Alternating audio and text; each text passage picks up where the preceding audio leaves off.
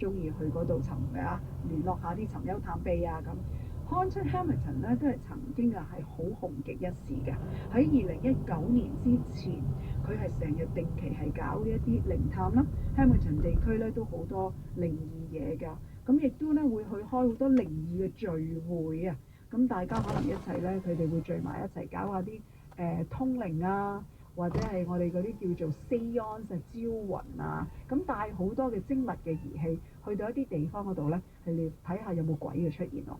其中一個咧，佢哋好多時聚會嘅地點，亦都每一次差唔多都會叫做有收穫嘅一個地點咧，就係 Hamilton 嘅 Gibson Public School。